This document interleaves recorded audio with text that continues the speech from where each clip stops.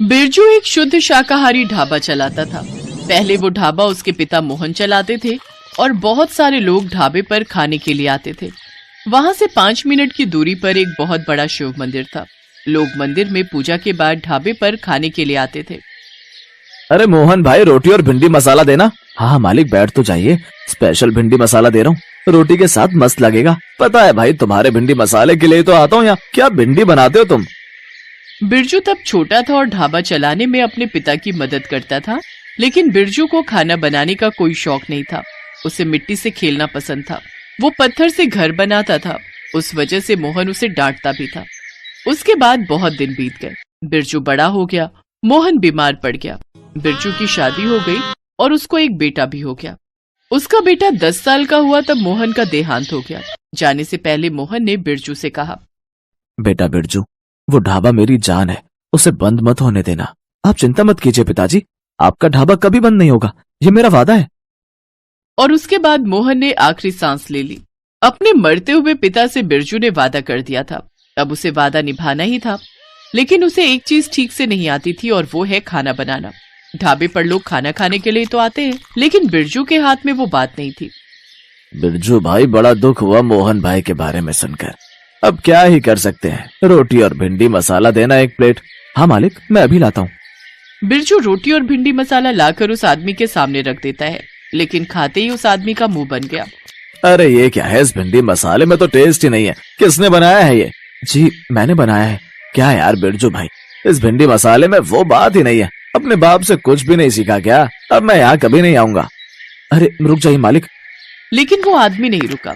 धीरे धीरे ढाबा खाली हो गया। निराश होकर बिरजू घर चला आया। उसकी पत्नी सरला ने पूछा, क्या बात है, दुखी क्यों लग रहे हो? क्या करूं सरला, मैं पिताजी के जैसा भिंडी मसाला नहीं बना सकता। तुम मुझे सिखा सकती हो? वो तो मैं भी नहीं बना सकती उनके जैसा। एक वही थे, अब क्या होगा? पता नहीं, मुझे कुछ समझ नहीं आ रहा है।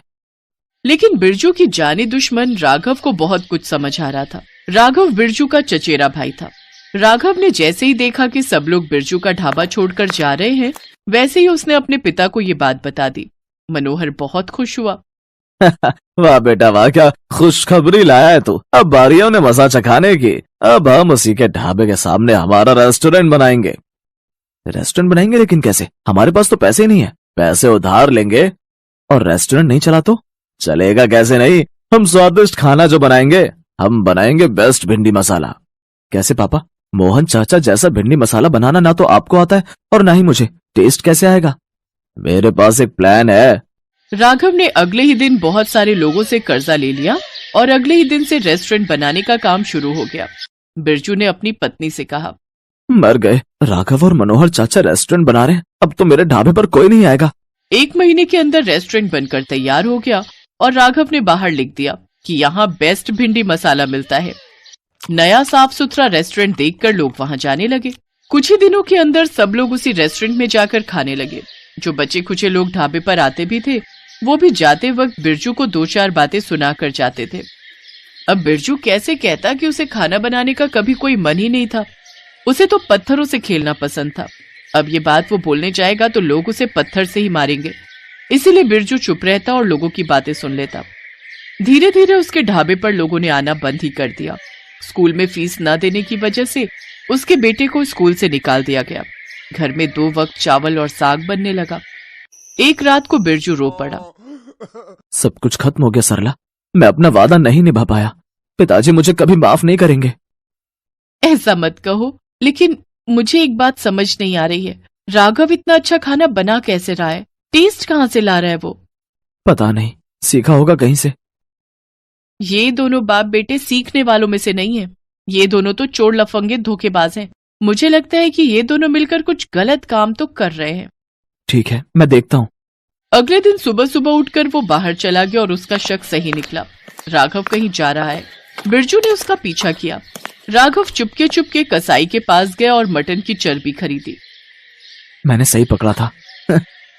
बिरजू ने अपने मोबाइल पर पिक्चर उठा ली। उधर सरला की तबीयत खराब हो गई तो उसके बेटे मुन्ना ने कहा, माँ आज मैं आपके लिए खाना बनाऊं? हाँ बेटा, कोशिश कर, मेरी तबीयत बहुत खराब है।